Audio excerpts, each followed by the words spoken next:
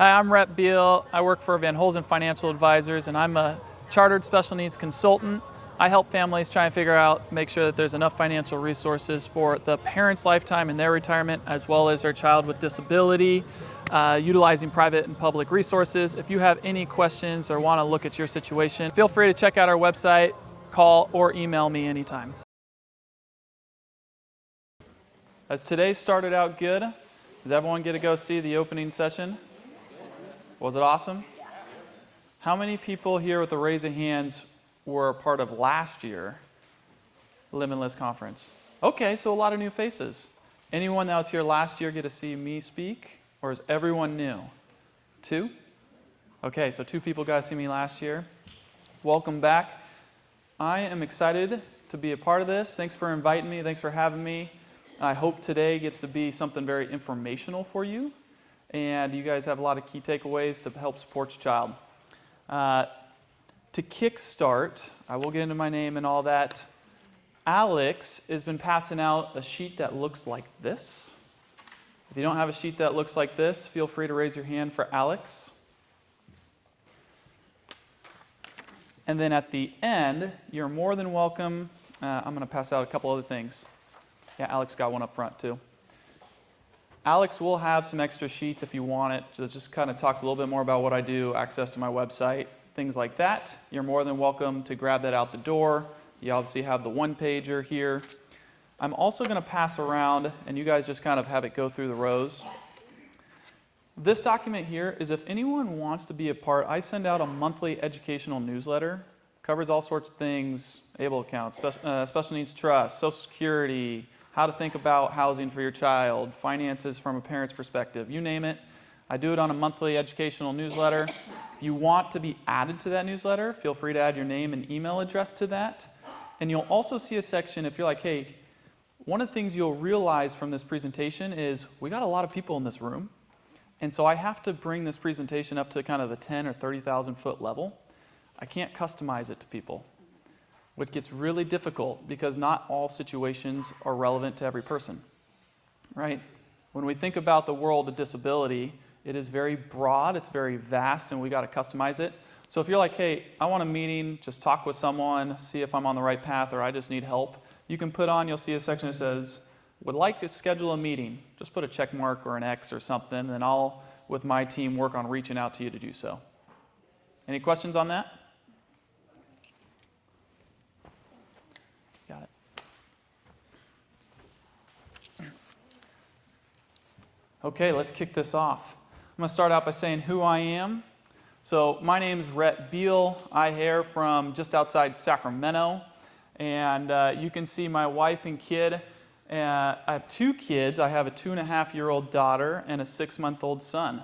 And I'm going to need you guys to help bring some energy because my 6-month-old had a 102-degree fever just 2 days ago and a 101-degree fever yesterday. So you know what that meant. I didn't sleep much last night. And I got up out the door about 5 a.m. to be down here. So help me with the energy and we'll be good to go, all right? I want to tell you how I got into the special needs world, why this is important to me. On the screen, you can see a gentleman. His name is Jordan. Jordan is not my brother, but my brother-in-law. He was actually my wife's twin brother, and he was born just like every other child. But unfortunately, at age 5, he had a brain tumor. Right here in the back of the head. You can't see it with the hat, but he had a brain tumor, and you know what the cool thing is? He's a cancer survivor, right? And Jordan has drastically impacted my life and how I view life and appreciate life. He's been through a lot of things, brain tumor at age 5. He's had a stroke roughly 10 to 15 years ago. He had another benign tumor. Pretty much anything you can think of from an illness standpoint, he's had it. And the most amazing thing about Jordan is he's never complained one time. As one of my favorite stories about Jordan that really changed my perspective was he was having this stroke, but it was a minor stroke. And we were over at the house, and he was just kind of giggling all day, just giggling. We're like, what is going on with this guy? What's so funny? But he didn't know how to express it because he didn't know how to express what was happening with his body outwardly to us. And it wasn't until later that evening that my mother-in-law finally noticed that his left side of the body was starting to shut down. He was giggling all day because he was tingling, because the stroke was starting to initiate. Well, he's in the hospital and, got patched up, and I know what I would be thinking if I had a stroke and I was in the hospital. What can I no longer do? What's going to come back? What sports activities am I not going to be able to do? I got 2 kids. What am I not going to be able to wrestle on the ground with my kids? Like all these different elements that would be going through, which are fear-based elements, right? Jordan, you go into the hospital room and he's laughing hysterically because he wasn't able to pick up a French fry with his left hand and get it to his mouth. For him, it was humor because he appreciated life, right? And so Jordan had a major influence on me. And how I got into this was my mother-in-law, when we would be at family gatherings, would out of nowhere just be like, you guys are going to help take care of Jordan, right? It's like, football's on TV. Where'd this come from? Right? And this happened about 2 or 3 times, and you mothers can probably attest, like, yes, we have those fears. And finally, my wife and I got the cue, and it took a few times, and we're like, hey, what role do we want to play? Because that's where my wife and I sit. What role do we want to play? And we had the conversation. We said, yeah, Jordan, no problem. We'd be more than happy to take Jordan in. I'm a financial advisor. Let me go figure out what we got to do. And I was humbled so quickly because I knew absolutely nothing. I was completely clueless. This was all foreign to me. It was all brand new. And so I was uncomfortable. And I was like, all right, I'm going to go see what other families are doing. So I started doing a lot of informational interviews with families, parents. What are you guys doing? What's your guys' plans? Have you had conversations with your kids? And it was so fragmented across the spectrum of how people were trying to put the pieces together for their plan. So then I started doing the research of, okay, what professionals are out there helping families bring this fragmented planning together to simplify it? And, there are professionals out there doing a lot of good things, but I also learned there's a lot of different elements in the plan. And then I'm like, okay, well, I'm a financial advisor. What other financial advisors out there? And unfortunately, I found out that there was very, very few. And, you can probably find a financial advisor just about down any street. And if you talk about financial advisors with a special needs niche, you're talking few per state. But there's a significant need. And so that's how I got into the world of this. And I want to see, as we kick off here, this is going to be the only presentation I tell you to pull out your cell phones. I wish I could do this on the screen. I wasn't able to get it up on the screen. But if you could go to a website for me called Menti, Menti, Menti. Menti.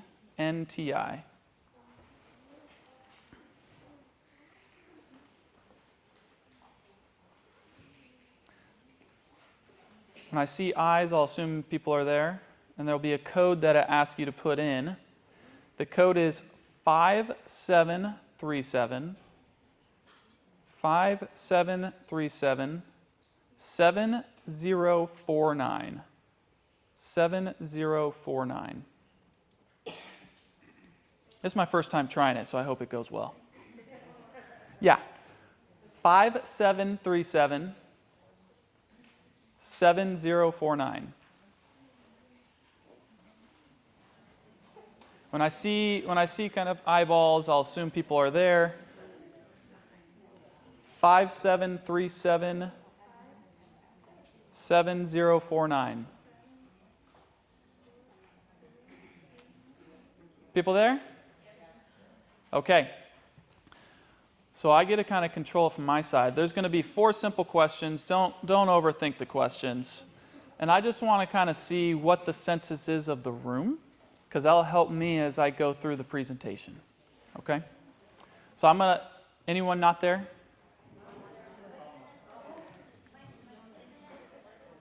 Okay. It's not able to.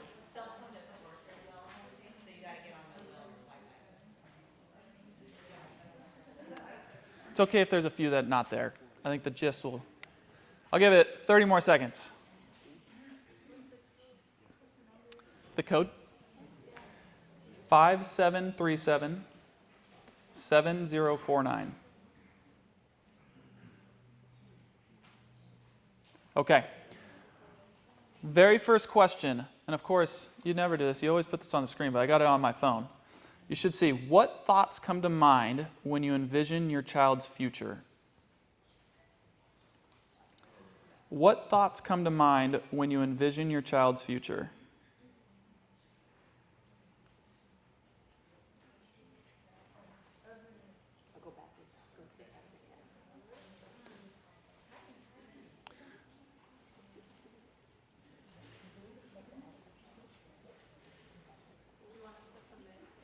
Yeah, hit submit.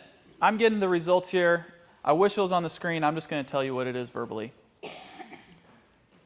So we got 51 results in. Oops, sorry, I'm going to go back one. Got over 50 results. 9 people are excited. 25 people are fearful. 20 are unknown, and 29 are overwhelmed. That was the category I was in, right? Really strong consensus of, I really don't know what to expect. What I hope when I meet with people is that we get more people into the excited category and less people in the overwhelmed, unknown, and fearful category. That likely won't be the end result of this presentation, but hopefully it will start the path to say there are ways to achieve this. Oops. Next question. Next question.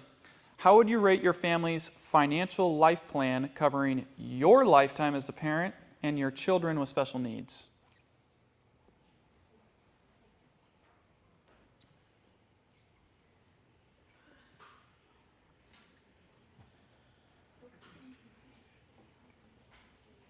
He's not afraid. He's excited for the future. Yeah. He's excited.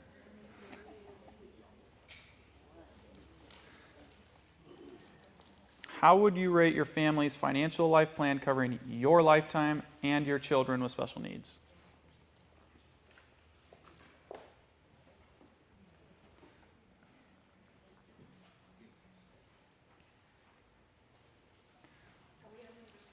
This is number 2. Number 2. Okay, so far the results. There are 4 people who said they got a strong plan. I love that. That makes me excited. There's 50. You know what's really interesting? There's statistics out there that I've seen that said 6% of families have a well-communicated, coordinated plan, and we're at 8%. So it's right in line there. So 4 out of 56 said they have a strong plan in place. 16 said they have a vaguely structured plan in place that's yet to be verified or communicated. 22, I don't have a plan in place, but know I need one. And 15, I'm overwhelmed and don't know where to start. Okay. I love the honesty here. Thank you. Now, I hope you're getting out of it as you see, like, when you look across the room, a lot of people are in the same situation and having the same fears. Number 3, what's holding you back from getting a clear plan in place? What's holding you back from getting a clear plan in place? Were you that quick? You knew.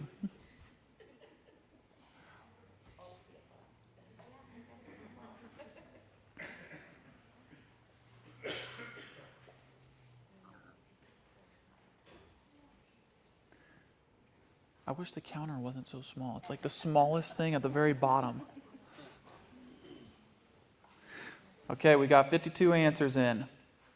Of the 52, 53, 28 said I don't know where to start. 4 said I'm afraid of making a mistake, and 22, lack of time and energy. I'm stretched thin already. All right, that's good to know. Very last question.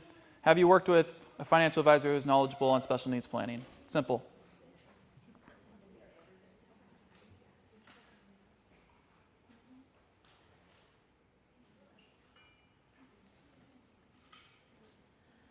Okay, there's 3 people that said yes, and I'm excited that there's 3 people that have said yes. That makes me happy.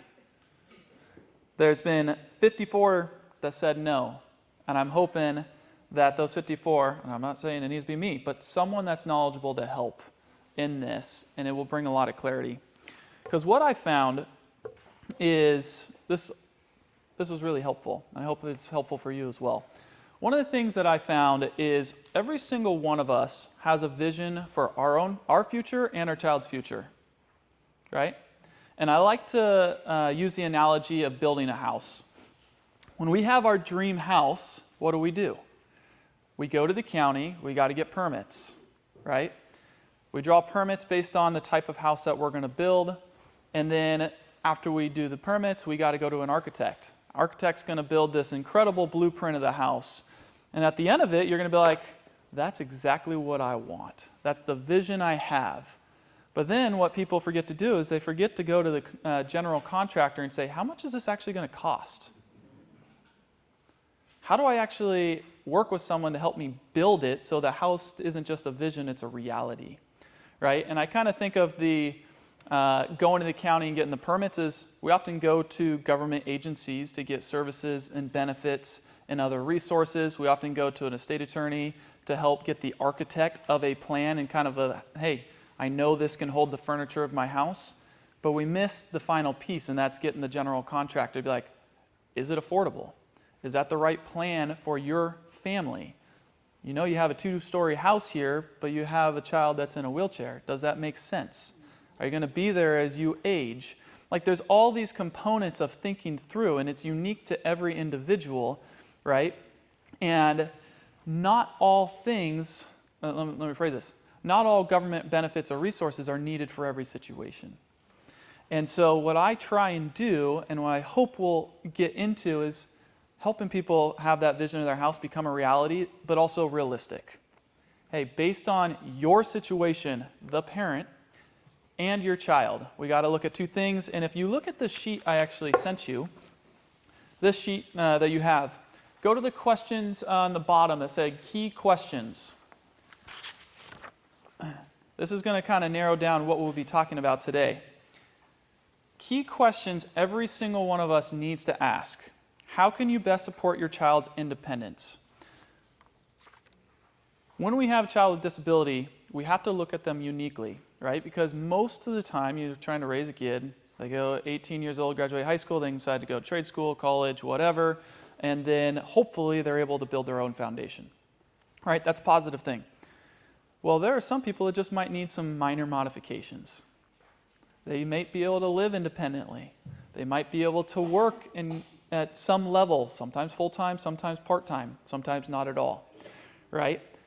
Some are able to have really strong social communities. Others might need support in that area. And we need to tailor this based on what their level of independence is. And the more independent that we can help them become, the easier this is actually going to be, which is actually vastly different than the way the government benefits are structured.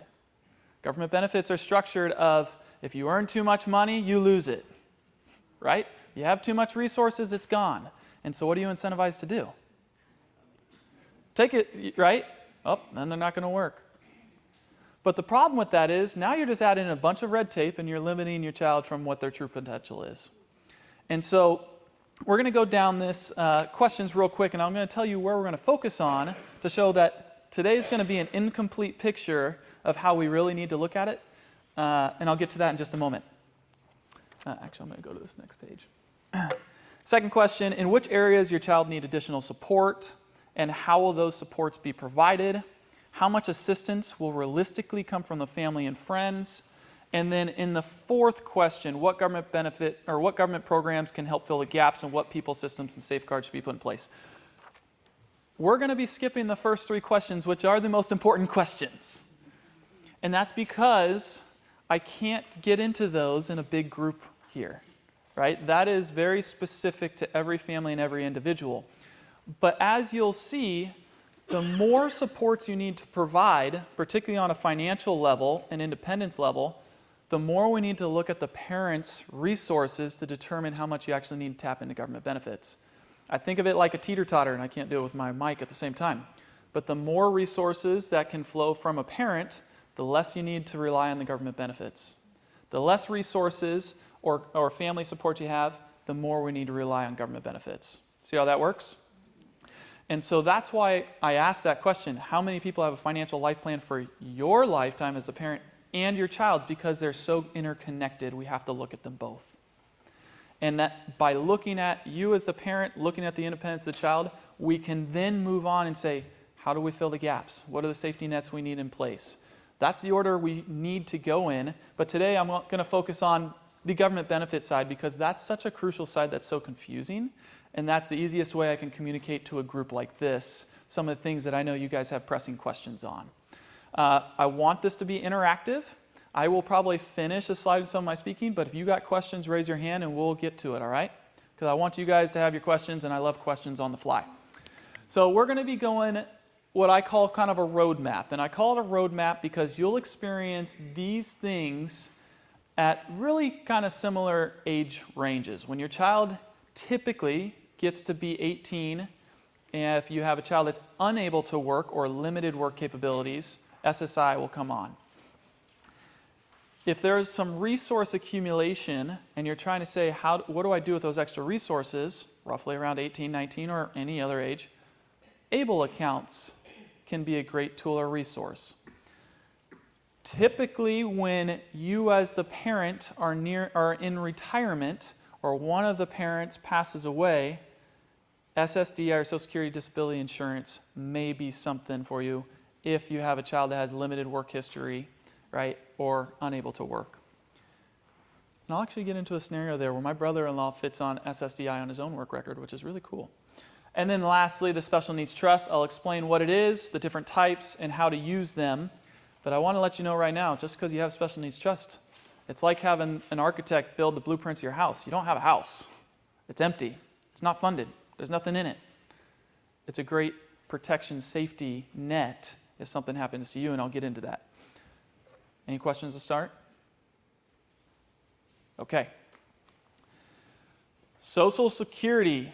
This is a big one, right? We talk about it a lot. It's in the news. It's in the media a lot. One of the things to know about Social Security that's really incredible is that 1 in 5 Americans are on Social Security. Over 60 million people on it, and of that 60 million, a third of them are disabled, survivors, or widows.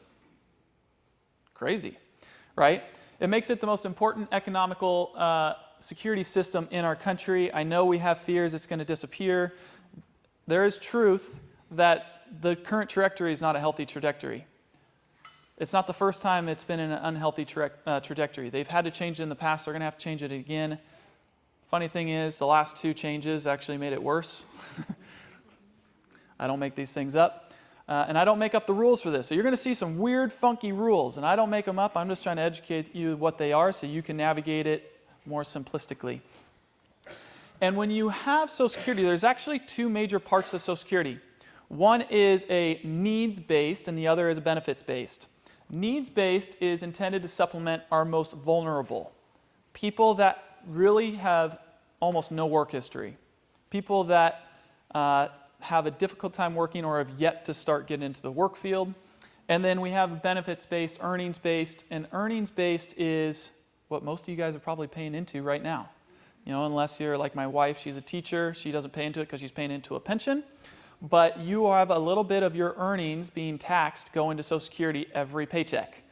And so that when you retire, you have supplemental benefits, your spouse has supplemental benefits, and your child may be able to tap into that when you retire based on their work history. It's good to know. Starting with SSI. This is what most people are talking about when they're thinking, hey, my child, I'm going to go apply for Social Security. They're talking about SSI, Social Security income. And what's important to know about this, it is needs-based, which means limited income, limited resources. And why I like saying, let's figure out what the resources and their independence is, because the more you tap into government benefits, the more difficult it is to try and stay within their rubric, right? Within the guidelines. But it's also crucial in many, many scenarios. And so let's make sure your scenario fits that crucial element. What are some of the things? There's no work history required. What I often recommend is, I know we have people of all different ages in here. If you got a child that's under 18 or yet to apply, and you're like, hey, I think he can work, but I just don't know, what I'd say is apply the month after they turn 18. So we're in September. If their birthday was in September, apply in October. And it's okay to go apply first and then work on getting the job second. And I'm going to tell you why. And this is for scenarios where you're like, I just don't know. If you're like, hey, they can work, ignore it. But a scenario where like, I just don't know, it's 50-50. I had a scenario with a client of mine. Their child had difficulty working. Unfortunately, had fetal alcohol syndrome. And went in to apply for it, and they did an interview. And in the interview, they said, hey, do you have any work experience? And they said, well, I clean and muck stalls at my neighbor's house. And I said, oh, disqualified.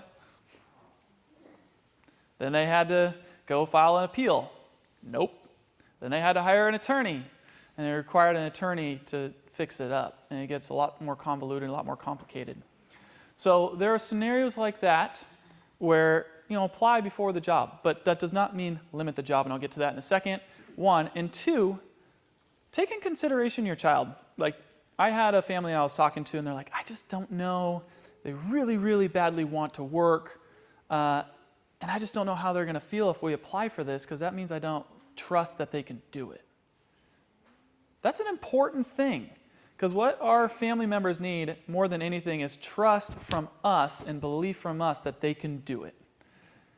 Those are scenarios where it's not a perfect answer, but what I lean on, and this is my personal preference, you have to take your personal preference, is go let them try. And it might mean it's going to be more difficult if it doesn't work out and then you have to go do it.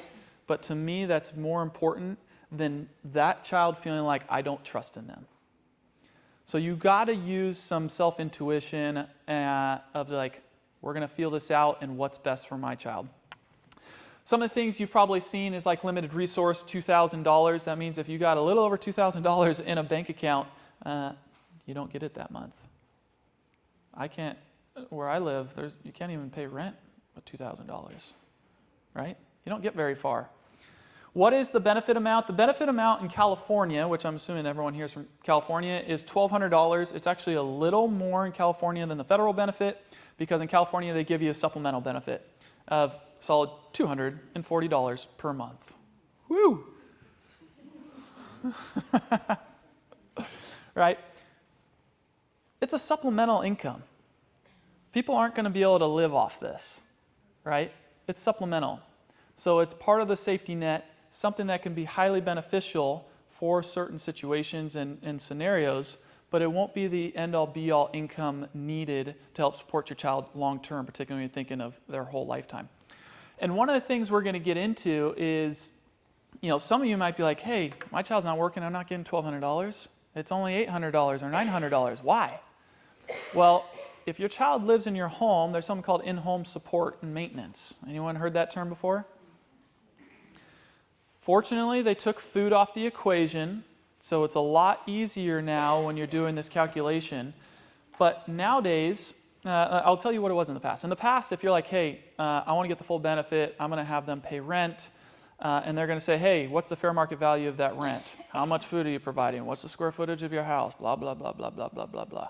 And you go down this whole rabbit hole, and you're like, well, that was a pain in the butt. Nowadays, that's gone. And if you say, hey, my child's paying rent, it just needs to be at least 1/3 of the benefit amount, $1,200. My child pays $400 of rent per month. Make sure that goes from their bank account to your bank account. You'll get the full $1,200, and that 1/3 reduction is now removed. If you didn't know that, that's an extra $4,000 a year just showing up. That's pretty cool. Yes, so if you have a child living in your home, under your roof, they're going to say, hey, they don't need the full $1,200. In-home support and maintenance, you're giving it to them. And so you're going to get a check somewhere around $800 to $900, even if they're not working. Well, if you said, hey, no, actually my child's paying me rent, they're paying $400 a month. It needs to be at least 1/3, right? Just 1/3 of the benefit amount, so as the inflation happens, increase it. You just tell them that paying $400 of rent a month, it's actually going from their bank account to your bank account. You'll get that full $1,200, you'll get that $400 back. You'll get the full amount. Following?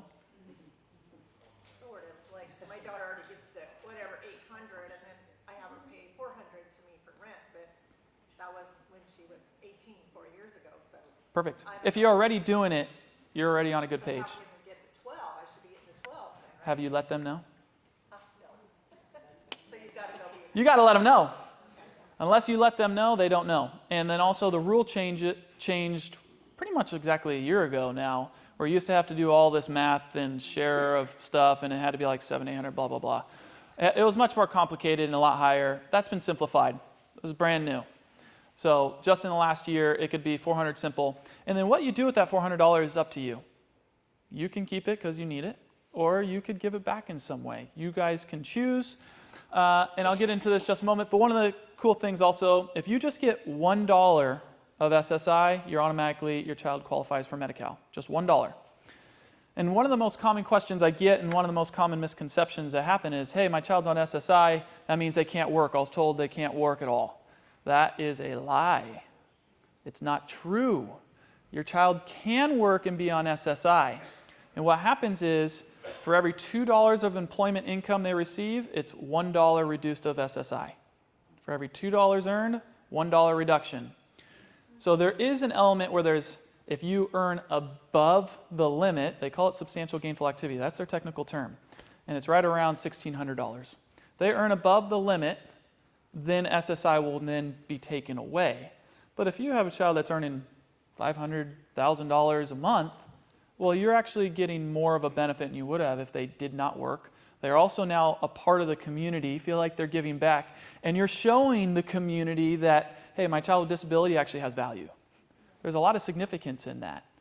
And so there are a lot of good things if you're able to, and right, it's not everyone's able to do that. My brother-in-law works down at the local grocery store, doesn't have his driver's license. He actually has a little side-by-side mule off-road vehicle, and the ranchers give him the gate code, and he drives across into a little small market, and he works at Rayleigh's. Everyone knows him, and they love him. There's some good stories there, but I don't have time for it as I'm looking at the clock. I wish I could tell you. One of the things that gets really commonly asked, too, is, hey, what do I do with the excess money? Right now, I'm just kind of having it in a bank account that's in my name, but it's theirs, right? That's one method you can do. Another method is ABLE accounts. Who has an ABLE account? All right, there's some people that are using it. It's, again, not for everyone, but there are people that it is good for, right? This is not a, hey, everyone go open an ABLE account. But I'm going to tell you about it, and if it's something that's a good fit for you, consider it. What it means, ABLE, abbreviated, Achieve Better Life Experience Account, and this was designed specifically for people with disabilities because in the government world, one of the challenges is as soon as the government's giving money for some purpose, what do bad actors do? They abuse it, right? And so then they have to make it more difficult, more red tape, blah, blah. Well, they're like, hey, we don't want to raise that $2,000 resource threshold because that might open the door for more bad actors. So what we're going to do is we're going to create a program through the ABLE accounts where you can save more money, not be restricted to the $2,000 limit, but also try and block out the bad actors. So that's what an ABLE account was built for. It acts just like a Roth IRA. You can put money in that's after-tax money, but it can grow tax-free. And you can use it and pull it out tax-free as long as it's used for your child. They say qualifying disabled expenses, which I should probably switch the screen. And some of the things to know about it. Disability onset needs to be prior to age 26. So if there was a car accident that occurred at age 27, ABLE accounts up until next year would not have been accessible. But starting January 1 of 2026, the disability onset will be 46 years old. So it really is going to open up the avenue for a lot of people, particularly people who've had traumatic brain injuries or cancer. There are other things that have come up. So it's going to be fairly accessible. And the great thing here, when you open an ABLE account, no one's going to come to your house to say, hey, let me check on your family, let me get your doctor notes, all that stuff. That's not going to happen because it's not regulated by Department of Developmental Disability.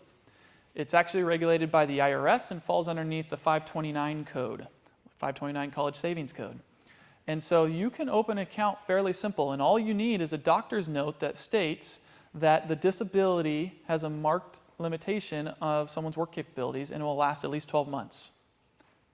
account can open. So much easier to open an account. You can sync it with a bank account, your personal bank account, and you can contribute to it. You can contribute up to $19,000 per year, which that $19,000 will adjust for inflation over time. Cash only. No stocks, no bonds, no houses, or anything like that. And some of the things to know about the limitations of it is only the first $100,000 in an ABLE account or a CalABLE account is seen as an excluded resource for SSI. Very specific. First $100,000 is excluded as a resource for SSI. If you're on Medi-Cal, it's not the same, right? Medi-Cal, regardless of what category you're under, it could be over 100,000 and it doesn't matter. It's an excluded resource no matter what. Follow? So it only matters for SSI. Another thing that is a caveat catcha that I want to forewarn you about, and why I'm going to give you kind of how I advise on ABLE accounts. You can't name a beneficiary on an ABLE account. Ooh, a little gotcha, huh? So what happens is ABLE accounts then fall into the normal probate code, and then you can file a small estate affidavit. So what's important here is typically my recommendation is I don't necessarily love ABLE accounts getting up to $100,000, but like, hey, if you got a few $1,000s up to $30,000, $40,000, it's a great resource because now what you can use it for is you can get things like TrueLink cards, prepaid debit cards linked up with the account. And if your child is able and has the ability to use a card, here's your way of being able to manage it and manage how much money's on it. You can say, hey, I only want $100 on it, $1,000 on it. Hey, I don't want them shopping at GameStop. You can put controls on it as tight or loose controls on it as you think is necessary. So what I like about it, and you can do this without an ABLE account specifically, but with a TrueLink card, what I like about it, it's also a great training resource. Hey, I want to give my child the ability to use this card and manage it so that they have some freedom. They can use it on food. They can use it on cell phones. They can use it on travel, vacations. Attorneys hate this because the legal definition of what the money can be used for is so broad. It just says qualified disabling expenses. Essentially, what you just need to know is as long as it's used for your child and not used for you as the parent or other individuals, you're going to be fine. And yes? Is there a minimum age to withdraw? No. No minimum age to withdraw. You can use it at any point in time. No restrictions on that. And you can invest the funds inside of the ABLE account. There's only, I don't remember the exact, each state has their own program. There's going to be roughly 5 investment selections, everything from money market, cash, to like bonds, to conservative or moderate that has some blend of stocks and bonds to all stocks. You can choose how you want to set that up based on your family profile, if this is right for you. And if you're going to be using it for some of the day-to-day activities, or your child's going to use it for some of the freedom, and you want the card on it, just have that in the back of your mind of how you want to lean on it. And then one last thing. So $19,000. So sometimes this is a great avenue if you have aunts, uncles, cousins, family members like, hey, I want to give a $5,000 gift, $2,000 gift. It can flow right into this where you aren't worrying about who's going to hold on to it. Really good resource. And the very last thing I'll say on it, unless you have questions, you can actually contribute more than $19,000 if your child is working and they're not part of a 401k or some sort of retirement plan at that employer. So if they're working and not on a retirement plan, they can add an additional $15,000. It's this number right here. So you can really start adding this up fairly quickly if desired, depending on your scenario and your situation. Yes? What did you say the note from the doctor would need to say? If you had a doctor note, or if your child's on SSI or some other benefits already, I wouldn't worry about a doctor's note. It's more if you're, let's just say let's use this scenario. Someone got in a car accident and they're paralyzed from the waist down, but they're still able to work full time based on their job responsibilities. They can type, use a computer, all those things. They still qualify for an ABLE account.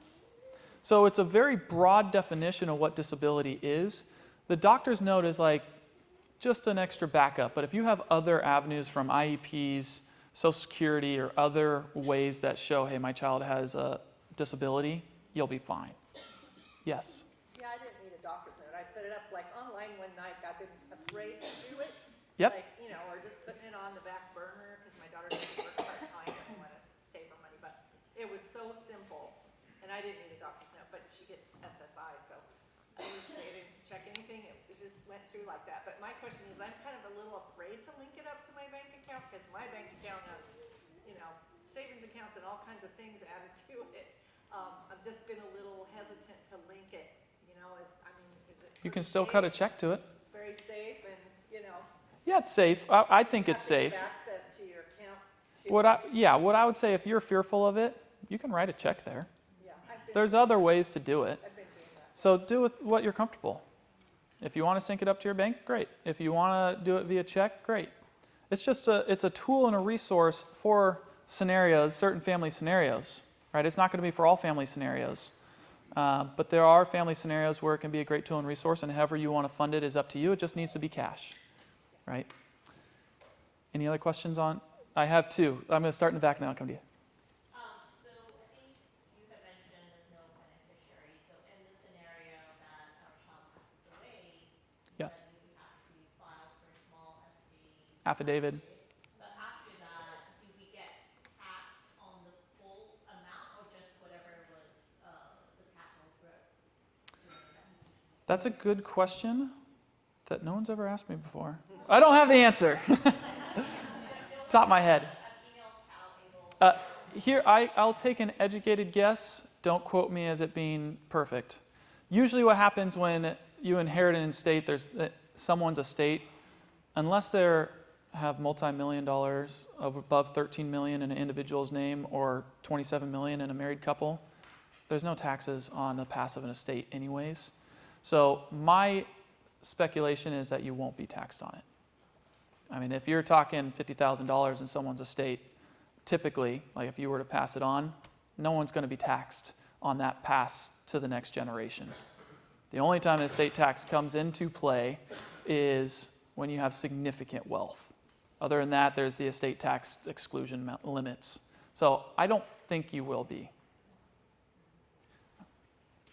My son already has a mutual fund from Christmas gifts and that kind of stuff. It's not very large. Can it be rolled into an April account? Oh yeah. Anyone can contribute to it. It does not just have to be your son. You can contribute to it. Your son can contribute to it. Family members, friends. There's no limitation to who can contribute to it. The only limitation is the amount per year. And that would remove it from any caps that he has for other benefits. Yes. Just know the limitations of the $100,000 for SSI and some of those. So my daughter just turned 18. Can we open an able account with her without conservatorship? Yes. Conservatorship is not required. Not required. You can open it on their behalf. No problem. I thought the investment options were really kind of limited with the actionable accounts versus if we were to do like 29, we would have more options. Yep. Right, for investment and then roll it over into able. So I've been debating about doing that instead, unless, do you know, are they going to expand the investment options? I don't think they're going to expand the options. They are fairly limited. You know, they kind of break them down into buckets based on someone's risk profile. And I'd say that's why I typically have this as a lower amount. If you're talking larger sums of money, you know, there's different solutions, and we'll get into that with the special needs trust. We have both 529 able, since 529 has more investment options, and then we can roll it over later. Yeah, so there's a rollover period. It depends on what benefits you're on and what age and how you're trying to access it. So it's not a one-size-fits-all. So you got to look at more of the scenario. So if somebody, for instance, CDRC services, Sorry, say that one more time. for CDRC, Central Valley Regional Services, will they make you use this account first before No. they pay? No. Yeah, so the regional center is the payer of last resort. When they say payer of last resort, they're mostly specifically talking about government benefits. Like, because once your child is over 18, your resources as a parent are no longer part of theirs. They can't look at your resources for their benefit. But what they will tap into is, does Medi-Cal cover it first, right? Does HUD housing pay for it first? And if those things can pay for it first, then they're going to lean on those. Because we use a charter school, does our charter school cover it in the funds first? Yeah, and they're going to be a payer of last resort. But that's for benefit, government benefits. Yes? Would we be able to switch our daughter's funds from her 529 to an Eagle account? Yes, you can roll them over. Oh, great. Thank you. What happens when they pass away with the money, for the money? Yes, so that's what we're talking about. You'll have to file a small estate affidavit. It's why I'm not a big fan of having it very high. For me, it's more like, hey, use this as a floating for day-to-day activities. You can even use it if they're living independently and needing to pay rent. I view it kind of like how I would manage my own bank account, more than how I manage my investments. That's how I view it. Any other questions? Great questions. Going on to SSDI, and remember, I kind of going through the roadmap. The reason why I didn't do SSI and then SSDI is because when it comes up in your child's lifetime, typically SSI and Cal-Able are roughly around when your child turns 18, and then SSDI typically comes up when you as the parent are going to retire and start filing for Social Security on your own benefits. So SSDI, something awesome is it's earnings based, right? So it's based on your work record, and if you get your Social Security statement, you can see what benefits may be available for spouses and children who may be eligible on your benefits. And a great thing about SSDI versus SSI is resources are no longer a limitation. You can have more than $2,000 in a bank account and still get it. You can have $1 million in a bank account and still get it. What the limitation is income, earned income. That's the limitation to SSDI. And some of the things to know about it. There are two ways to get SSDI. One is the parent's work record. And if you're going to have a child get SSDI from the parent's work record, that means your child's going to have a very limited work record. So they've likely been on SSI most of their life. Make sense? Or their own work record. And my brother-in-law fits into this boat, right? My brother-in-law works at the local grocery store. He's been paying into Social Security. When he had his stroke or when he had to get that second brain tumor, benign brain tumor removed, he had to stop working for a period of time. He was collecting SSDI on his own work record. There are some small situations where they can get both yours and theirs, but those are very limited situations, and that would be a one-on-one meeting to see if that's a fit. But typically, I'm going to go mostly down the route of how do they get it on your work record, because if it's on their own work record, it's simple, right? They just look at their own Social Security statement. But if it's on your work record, here are some things you need to know. The disability onset need to be prior to age 22. So if there was a car accident that happened at age 23, that this wouldn't be something for them. They would hopefully have had some earnings and they would get it on their own work record. So disability onset prior to age 22. I say here never earn above substantial and gainful activity. That is not entirely true. I just use that as kind of the most conservative thing, but it's not entirely true. And then when to apply. This is really important. So for parents, I hear all the time parents, because remember at the very beginning I say, hey, based on the scenario and the independence, we have to look at your resources to understand how we need to help fill the gaps for your child, right? When we're doing Social Security analysis, we need to look at your total income as a family unit versus just looking at your child. So I hear people all the time say, hey, I'm going to file right at 62 because then we're going to maximize Social Security. And I say, okay, well, you're still working full-time, and you know because you're working full-time, you aren't going to get Social Security. You're going to have this earned income offset. People are like, huh? Or some people say, hey, I'm going to go retire so I can file for Social Security. Why? You get $2,000, $3,000 Social Security, but you're making $5,000 to $6,000 on your own, right? So, and then we need to look like, is there enough money for your retirement? What's the best way to do that? What's really the best retirement age? So I'm going to tell you how it works, but don't take it as this is the way I just maximize Social Security, because what's important is maximizing family household income. Make sense? All right. So when to apply? You would apply for your child at the same time you're going to start Social Security yourself. and it could be the first spouse, whether you guys are still married or divorced. When the first spouse starts collecting Social Security, that's when your child would be eligible for Social Security. Or if one of the spouses passed away, is in heaven, they would also be able to qualify for it then on that individual's work record too. And I'm going to tell you the amounts in just a minute. And the amounts, benefits, SSDI would be for your child 50% of your full retirement age limit. So let me explain what that means, because Social Security is confusing. Did you guys know that there's over 500 ways to apply for Social Security? It's confusing. And I know way more about it than I would have guessed I would have known about it when I was a kid. But 50% of your full retirement age. Most people's full retirement age is right about 67. All right, if you run a Social Security statement, it'll say 67. Some people, it might say 66 in 8 months or 66 in 10 months. So they'll say full retirement age, 67, your benefit amount is $3,000. That means at 50%, your child would be eligible for $1,500. What's important to know here is if you start collecting at 62, your benefit would be roughly 75% of your full retirement age benefit. But your child would still get 50% of your 67 age. So if it dropped down to $2,000, right? Hey, I started collecting at 62 instead of 67. 67, I could have got $3,000. At 62, I'm getting $2,000. Following? Your child would still get $1,500. Make sense? Now, the latest age you can collect it is age 70. At age 70, it's $4,000. Your child will still get the $1,500. Okay? Make sense? But still, even though I tell people that, maximize family income. We have to look at the full picture before you just do it, because your child can get something sooner. And for you as parents, exclude the child out of the scenario. People are like, hey, I don't know if I want to do 62, 65, 67, 70. When do I start? The break-even number, no matter when you start, is between 78 and 81 years old.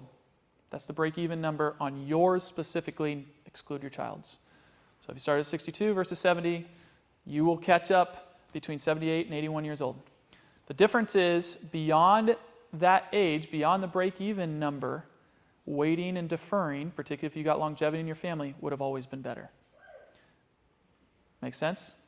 Because you'll for the rest of your life get that extra dollar amount, and it can become hundreds of thousands of dollars because that COLA inflation adjustment. Imagine having an inflation adjustment off $4,000 versus $2,000. Pretty big difference. $2,000 5% inflation adjustment is $100. $4,000 inflation adjustment is $200. Compound that over many years. So look at it from the full picture. I have to say that because I hear people, I'm just going to go right at 62. Maybe. Let's look at it from the full picture first. But 50% while you're alive. If you get disabled prior to age 62 and you need to go on SSDI for yourself, let's just say a car accident happens at age 50 and you have to go on SSDI, your child can qualify for SSDI on your work record then too. When you get called home, you go up to heaven, it bumps up to 75%. Really neat tool. Yes, you can be on SSI and SSDI at the same time. What will happen here is if your child's on SSI and then they get SSDI, SSI will be reduced 1-for-1 with SSDI. So if you have, we're making numbers simple, SSI is $1,000, your SSDI is $500, you'll keep getting the $1,000. Right? Just 500 of it will now come from SSDI, and the other 500 will come from SSI. 1-for-1 offset. More often than not, the SSDI becomes higher. One of the great things about SSDI for your child is after 2 years, they'll qualify for Medicare. Medicare, when it comes to general doctor visits, is typically a lot easier, and there's a lot more doctors that accept it than Medi-Cal. So you can have Medicare and Medi-Cal at the same time. Medicare is traditionally better at kind of the regular doctor visits, where Medi-Cal is, but Medicare does not provide long-term care services. In-home support services, IHSS, is not a Medicare provided service. That is a Medi-Cal provided service. So you can be on both. Oh, and you won't lose your Medi-Cal if you're bumped off SSI because of SSDI. You won't lose it. One of my favorite ones. Don't raise your hand, but I want you to think of this in your head. How many people have had the thought, I'm just going to take my child off as a beneficiary from all things because they can't have more than $2,000, and that's what's going to protect them? It's far more common than you think. And very commonly, people say, let's say you have a family of two, one with disability and one without. Hey, I'm going to give it's Jimmy and John. I'm going to have John be the beneficiary of everything, and it's John's responsibility to make sure that Jimmy's cared for. And I'm going to rely on John to make sure that those financial resources are there, and that way it doesn't impact government benefits at all. That is very, very, very common. And here's what I always say. You can do that, but there's some really big, big risks. Has anyone ever had something like, or seen someone have these situations happen to them? What happens if, John passes away? Something tragic happens. That money is now going to the next generation. Do you think that next generation is going to have the same level of care as John did? That's a big risk. What happens if there's a divorce? Well, if you don't really set it up properly and structure it properly, and John doesn't commingle the assets and doesn't know all the legal rules, and there's a divorce, half that money's gone. Or being spent, right? There's a risk. Lawsuits. We're in California. There's not many lawsuits here. Huh? I mean, how much do you got to get in, property insurance and homeowners insurance and umbrella insurance and blah, blah. It's endless because we're a lawsuit-happy state. And if there's a lawsuit that happens, it's a resource, gone. And the last one, what if they're an entrepreneur, right? We want to incentivize entrepreneurs. I love entrepreneurs. But if they start a business and the business doesn't go well, and they got to file for bankruptcy, gone. So there is a lot of risk when you disinherit your child with disabilities. And there are ways to safeguard it, right? Remember question number 5 on the series of questions on the sheet. What people, systems, and safeguards should be put in place to protect your child and their benefits? That's what we've been talking about. From income benefits, we're talking about Social Security. From a resource protection benefits, we're talking about ABLE accounts and special needs trust. So what is a special needs trust? It's just like any other trust, right? There's nothing crazy about it. It's just what we call an irrevocable trust. And this irrevocable trust can house any type of asset and as much money as you want. Houses, cars, stocks, bonds, crypto, right?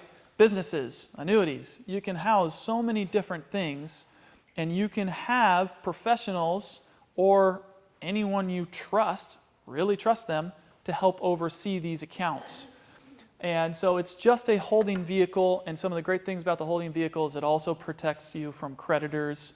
There's protections to make sure no one else can use it for their benefit. Your child is the one that will be the beneficiary of those resources. So that's one of the great things about these special needs trusts. And again, they're not for everyone.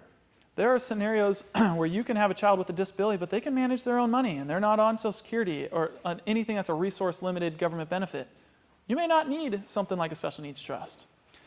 But if you have a child they need help managing resources. Yeah, they have government benefits that have resource limitations. Yeah, I don't trust one of the other siblings and we need protections in place. Whatever these scenarios are, you can have a special needs trust set up within your parents' estate plan, right? Because the way this is going to work, you guys are going to go and get your trust work done. You're going to go hire an estate attorney. I'm not an estate attorney. You're going to go hire an estate attorney, and they're going to help you draft this trust language that says, hey, when I get called to heaven, here's how I want the assets to flow. And for the assets for Jimmy, they're going to go into the special needs trust, and it's going to flow that direction, and it's going to be protected, and it's going to avoid probate. For anyone that's afraid of spending the $3,000 to $5,000 on doing their trust work, I can tell you right now, it's going to be a whole lot more expensive if you don't. There are people, let's just say they have a house, and it goes through probate. You're talking about a year to year and a half before it gets through probate, and highly expensive becomes a percentage of the estate, rather than just spending $3,000 to $5,000 and it'll be handled. So get the trust work done, and it's highly customizable. I know we're running out of time. I see some people, so I'm going to kind of zoom through here. And here's some things to think about. There's standalone special needs trust, and then there are pooled trusts. Standalone trust and pooled trust. They both are great resources. They both solve a similar thing. Here's the difference between them. A standalone trust is a little more expensive to administer. It's going to cost more money to set it up and more expensive to administer, but the benefit is it's highly more customizable. You get to choose who the trustees are. You get to choose who you want to help manage it. You get to choose who helps oversee it. Far more customizable, but it is more expensive. Pooled trust is less customizable, but far cheaper to administer and far cheaper to set up. So if you're like, man, they might get $50,000, $100,000, $200,000, I would highly consider a pooled trust. It will go further because it's cheaper. But if you're like, hey, they might inherit some decent assets. They might inherit a house, and we want some customization, or we got family members that we really trust. Standalone trust is going to be the better solution for customization, in my opinion. And those are going to be a great resource for you. So a living trust. A living trust and a family trust, revocable trust, those are all the same term, or different terms for the same thing. A living trust is while I'm alive. So my wife and I have a living trust. I can change it and amend it as much as I want. Inside the trust, you would have what's called a testamentary trust. That's the technical language.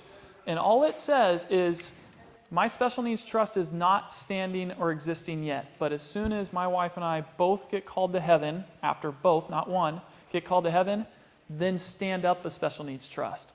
And your special needs trust is not going to be funded until either like a grandparent sends a benefit that direction, like an inheritance that direction, or you pass away and are passing it on that direction. But highly customizable. And another thing, when you got a child with disability, I want you to consider, very different than most, you don't have to give assets equally. There are going to be scenarios if you have significant wealth, maybe it's a little bit less. There's scenarios if it's less wealth, it needs to be significantly higher percentage. And then there are scenarios where it is equal. But take a look at your financial situation, take a look at the needs of your child, and look and ask the questions, how much is needed here? And then the key to it is having conversations with everyone else. If you aren't willing to have the conversations with everyone else, you probably need to find someone that you can trust to do it, because at some point in time, someone's going to step into those shoes, and I for sure would want them to know everything while I'm alive than versus it being a surprise later, or I didn't find someone that I trust now. Very common for a trustee, because for a trustee, they don't want to manage all the day-to-day expenses of through the special needs trust, especially if you got an individual that is able to manage some day-to-day expenses. They'll send money from the special needs trust to the ABLE account, and then they can manage it through their ABLE account. But it's still restricted to the $19,000 per year. What I do is I like to act as a CFO for people's lives. I don't do all things, but when needs arise and I know I can't do it, I connect them with an attorney that can help them. I'm not paid by them or nothing, but people I trust. She's talking about SSI. For SSI, if you're single, it's $2,000 resource limit. When you're married, it moves up to $3,000 as the resource limit. It doesn't double. They've been talking about it for years. I'll believe it when I see it. It's the ABLE account is what they put in place so they don't have to change it. Thank you. Yes. Thank you.